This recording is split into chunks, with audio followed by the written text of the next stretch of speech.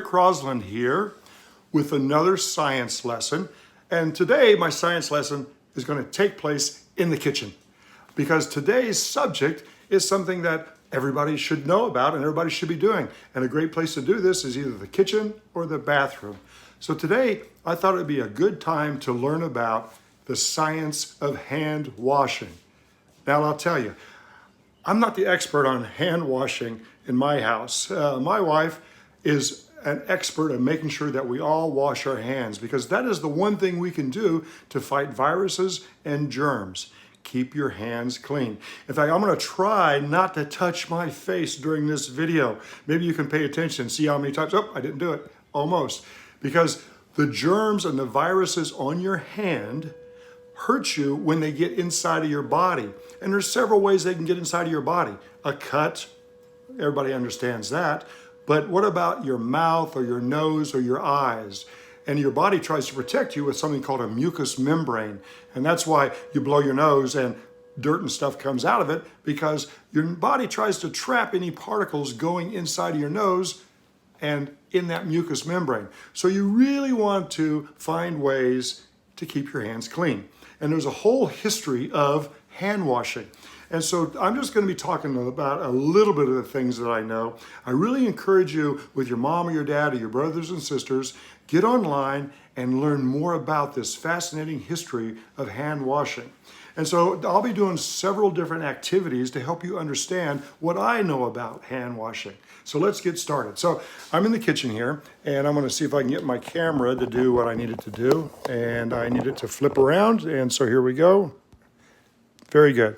So you can see some of the things I have. I have some paper and tape and some water and newspaper.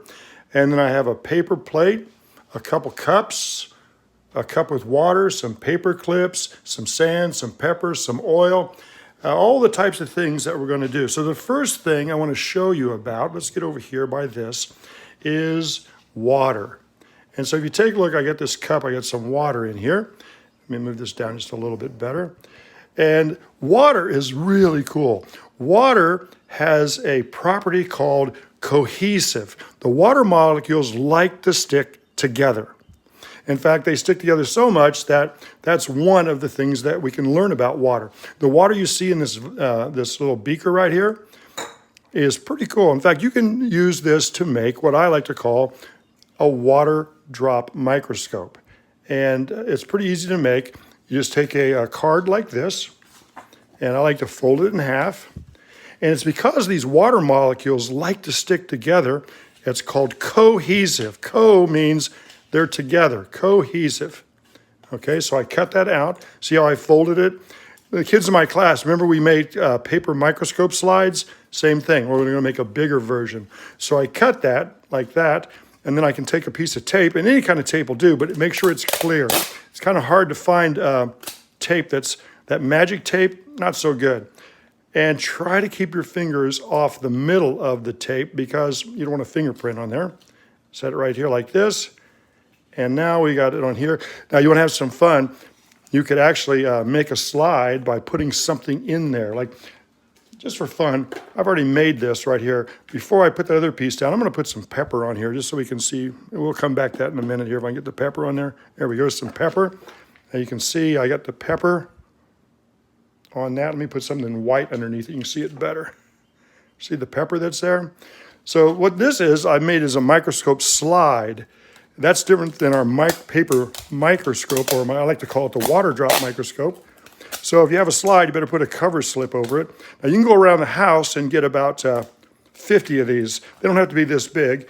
Now I have a slide here. I'm going to label this because every time I make a slide, what I like to do is label it pepper. And I always like to put the date. Today is March the 20th, 2020. And so there's my pepper slide. Let's get back to this one right here. Now you see this guy has nothing. It's just clear. It's got tape on both sides. So this is going to be one of our first microscopes. I'm going to call it a water drop microscope. So what I need, you don't have to have a fancy pipette. An eyedrop will do, or just your finger. I'm going to put this drop of water right about here if I can. I'll put a big drop. Now, if you notice, I don't know if you can see that, but I'll turn this. The water has made what's called a convex lens. See how it looks right here? The water drops are not flat. They're convex. And if I turn this way, you'll be able to see it. I'll turn it up and we'll take a look at it from the side here. See how they form that really cool convex? They like to stick together. The reason they stick together is because they are cohesive. Those molecules love to stick together. So how does this work? Let me show you. Check it out. So here's a piece of newspaper. I'm going to put it underneath here, and I'm going to use this microscope, and I'll see if you can see things get bigger by it. Let's see, they get some print right about here. Here's some print. Here we go. Some print up. Oh, that's one. Here we go. Get back in the middle there. Look at that. See that where it says fresh? And if I lift it up, it even gets bigger. Wild caught. So you can make your own microscope at home. It's called a water drop microscope. And the focal length, move it up and down. So that is one way of showing you that water likes to stick together.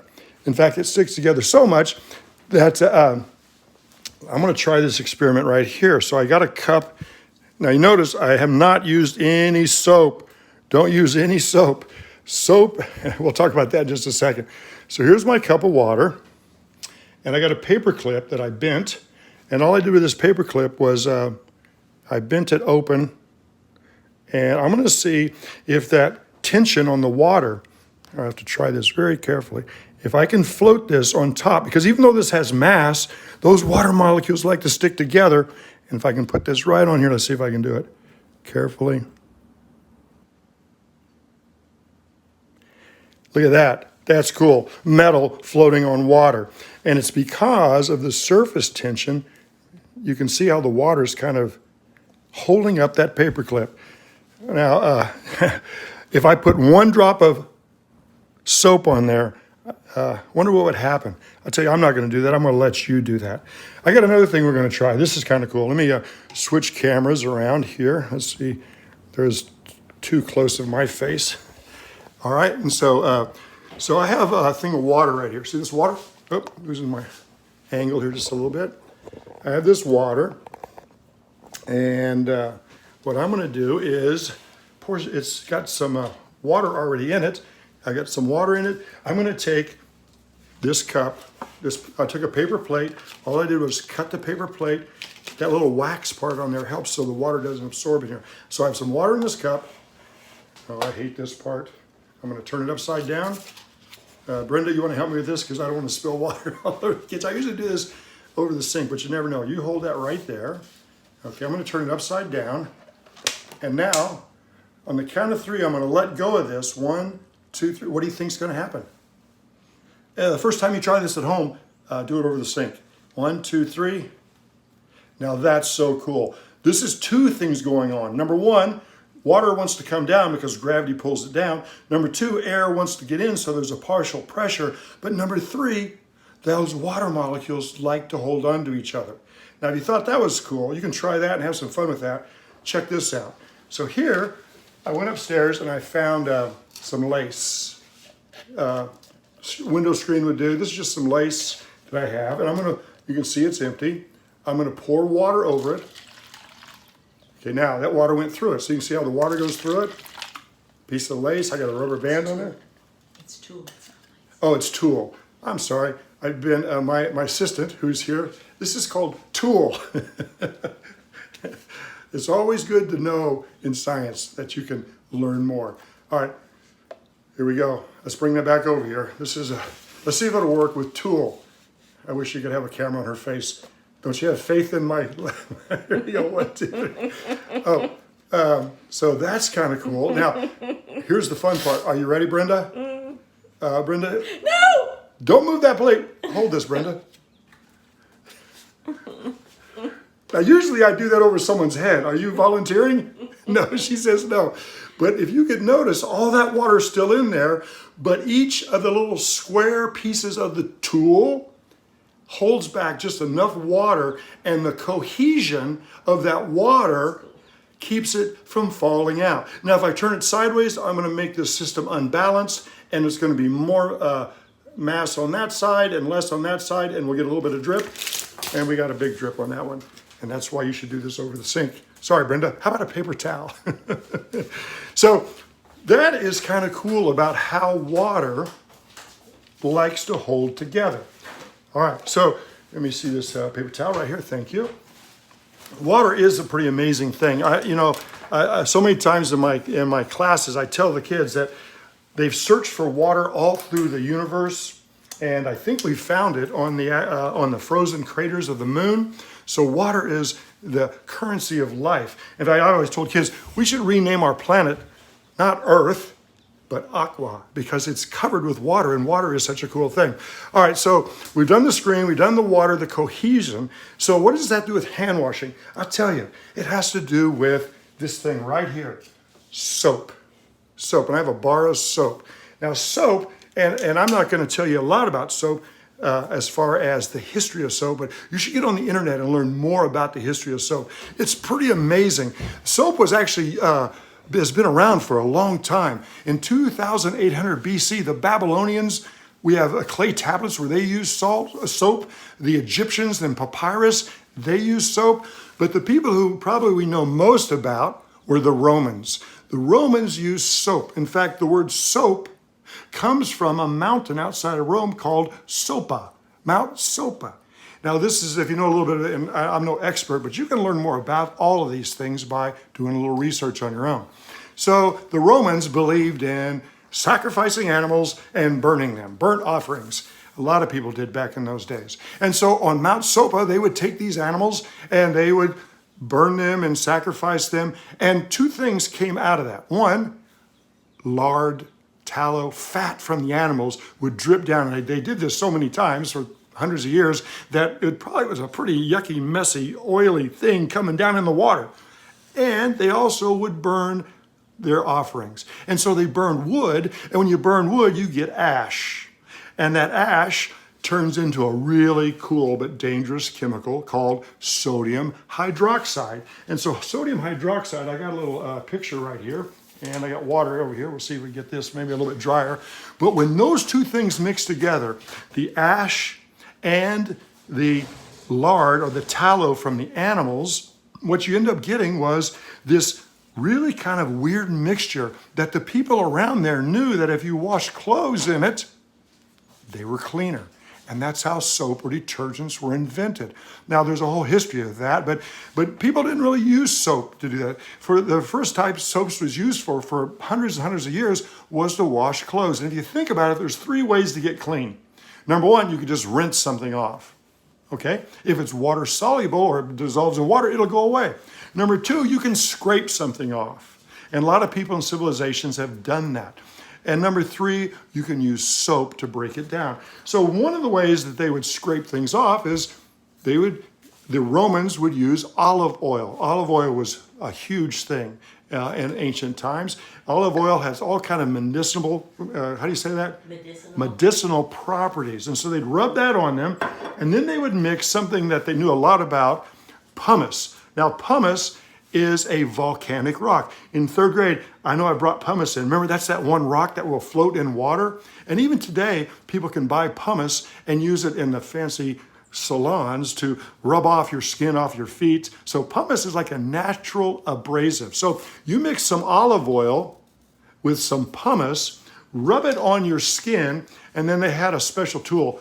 I got this out of the kitchen sink. This is a rice spoon. And they would take that after they rubbed it all on and scrape themselves clean. I knew the Romans did that. I've read that the Inuit Eskimos up north would do that because a lot of places wouldn't know about or use soap. So that's friction and oil. But let's change the subject just a little bit to soap and why soap is so cool. So let me see if I can switch this around. Here we go. And hopefully, boom, turn that one. All right.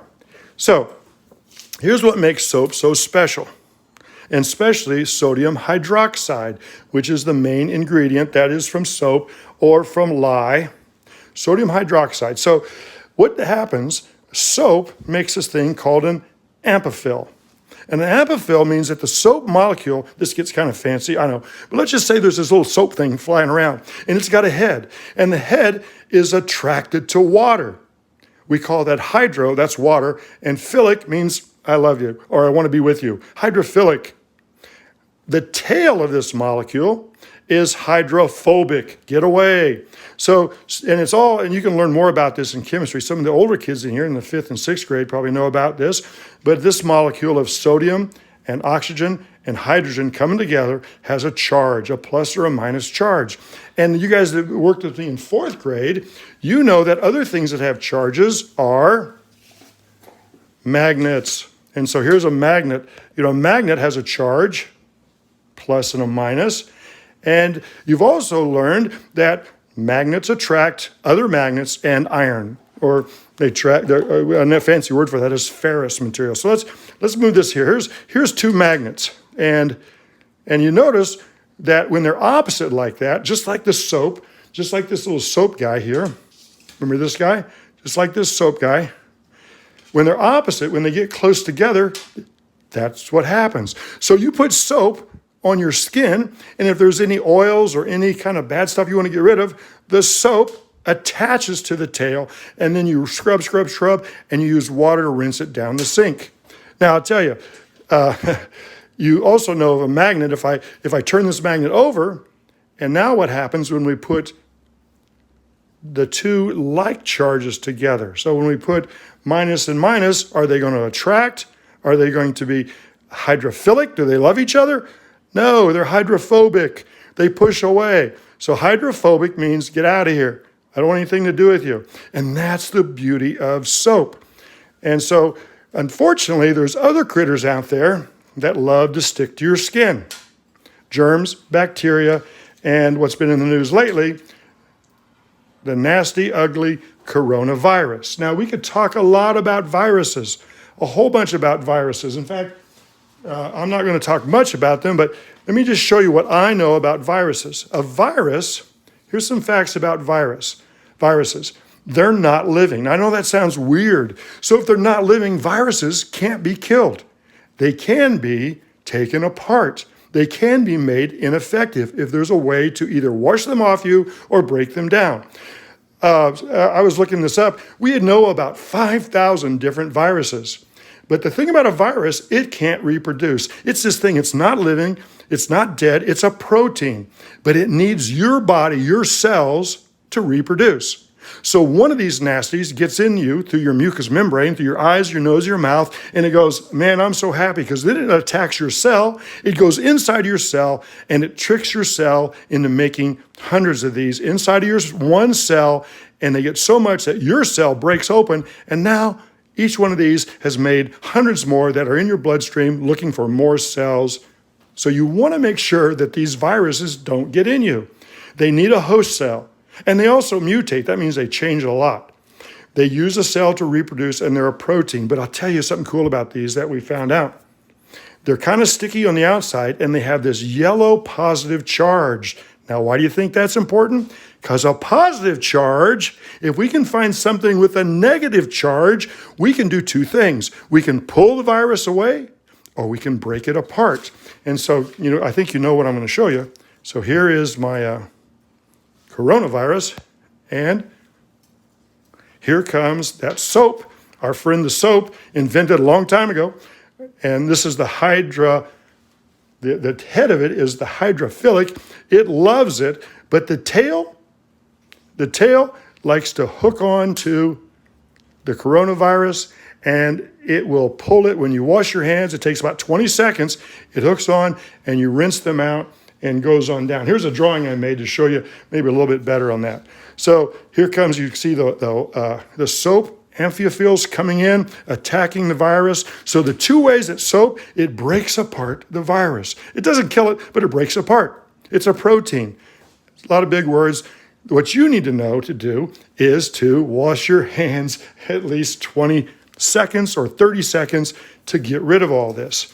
All right, let me switch this back. See if I can do it right there. Okay, so some cool people for you to look up. And there's a lot to learn about this. A couple people that I want you to think about is there's a guy by the name of, his name is Ignace Similis. He is from Vienna, And in the 1800s, and you can look these up, I wrote some of these notes down, he is known as the father of hand washing. Why? Because he ran a hospital, and this hospital had 2 maternity wards. That's where babies are born. That's where you were born. In one of the wards, the doctors were there to deliver the babies. In the other ward, the midwives, the ladies that help deliver children, that midwives who've been doing this since the first people had babies. So using science, the doctors would go, and he noticed that why were all the babies getting this, it's called the birth fever. Why were so many babies dying when the doctors took care of them, but they weren't dying when the midwives took care of them? And he thought, and he studied it like a scientist, because doctors and nurses and healthcare people are scientists. They believe in science to help solve the world's problems. And he noticed that the doctors would go to the cadaver. They would study dead people. They'd put their hands and their tools inside of the organs to learn about how people work. And then they would go from there to the maternity room and examine babies and moms. And he noticed that the midwives did not do that. So he thought perhaps if they would wash their hands with something called chlorine, which is chlorine is what we put in our pools. Chlorine dissolves mucous membranes and dissolves viruses. And so when they started doing that, he noticed that babies stopped dying. So he's known as the father of hand washing. Other people later, of course, a lot of doctors didn't believe that, because in science you need evidence and proof. And if you can't see a germ, how can you believe in a germ? It took a while until other scientists, for example, Joseph Lister, same guy that Listerine was named after. He didn't invent Listerine, but he used carbonic acid to clean things and instruments. And then another famous scientist, you may have heard of this guy, Louis Pasteur. Louis Pasteur, maybe you have heard of pasteurization. He used heat to boil things to kill any kind of germs or bacteria in that. And so there's a whole bunch of people. And of course, one of my favorites is a lady scientist, a nurse by the name of Florence Nightingale, who was in the Crimean War, but when she came back, she knew the importance of washing hands in between seeing people. So washing hands is the one thing you can do to help. But there's a couple experiments to do to wash your hands. Let me show you one more thing, how cool soap is. If I got this, here we go. Let me put this down here. This is another experiment you can try at home. If I haven't spilled all my water, here we go. Let's see here. I got some water right here. Let me pull this over here. If anybody knows about my science, it gets messy quick, but make messes, clean it up. So here's some water. This is going to be kind of cool. Now, the water, as you know, and you try this, I put a little bit of water. Maybe I get a little more water. Just here, I got a little bit more right here. Put it in here, put some water in here. And then I've seen this done by a lot of people, but I'm gonna put some pepper. Now, pepper is hydrophobic. It stays away from the water. In fact, see how it's floating on top? It might be kind of hard for you to see that. Let me zoom in. So I've got some black pepper that's hydrophobic. It does not want to mix with the water. It floats on top on the water tension. Watch what happens when I take my bar of soap and I touch it to the center. You can try this at home. It's kind of cool. Because that soap, remember those little amphiphils? They are going to make that pepper attach to the soap molecules. Ready? Watch. 1, 2, 3. Look at that. See how it all repelled or went away? And now that center water has soap and it's pushed it all the way. So you lather it up, you wash it out, and you get rid of it. One other experiment I want to try to show you. This one you can try at home also. Let's see here. I have this water. Maybe I can take this out and do this a little bit better. Here we go. Here's some water. Okay. And I'm going to add some oil. When I add the oil to this, let's see if they'll mix. What do you think? Water and oil, does it mix?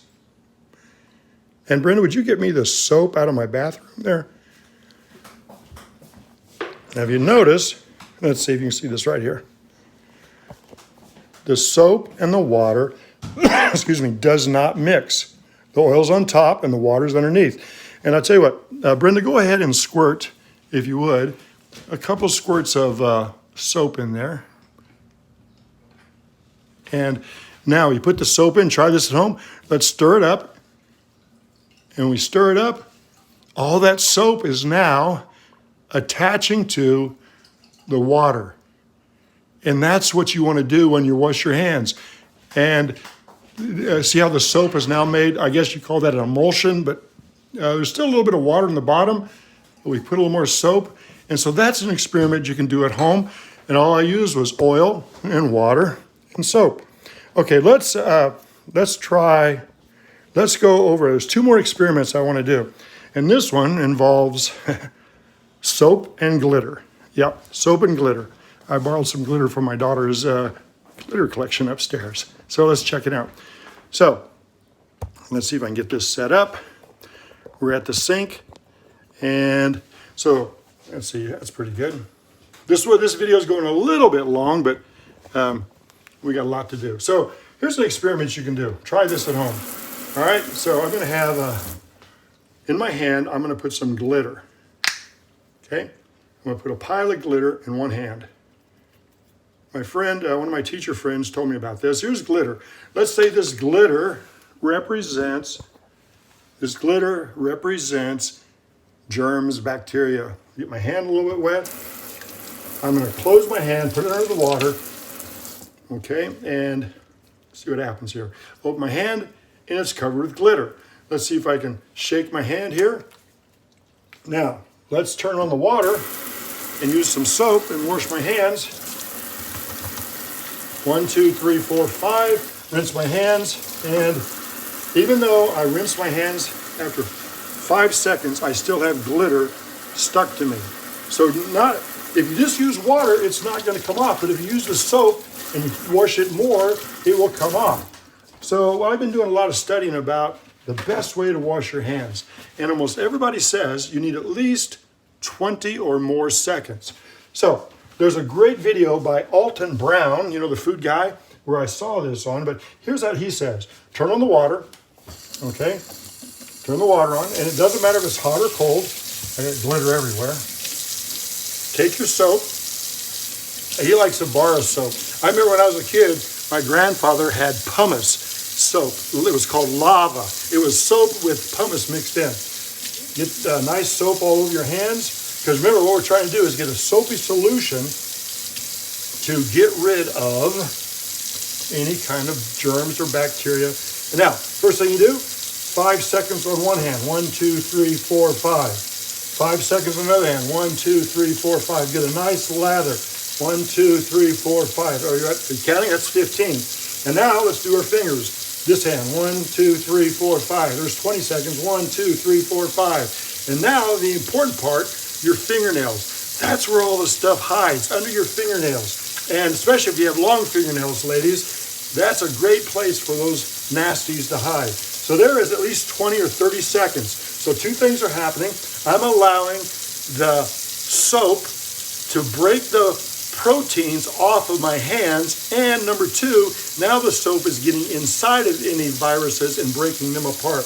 And so then it's down the drain it goes. And I tell you, a thing that a lot of people forget about is after you wash your hands like this, you probably don't want to grab the towel that everybody has used because you don't know how that towel's been. So I wash my hands. I'm going to use my elbow to shut off the water. And I've got a paper towel here. And I'm going to dry my hands off. And I should be a lot cleaner. Now, I guess who knows what 2 ways I could have been even cleaner. Maybe if I took my ring off.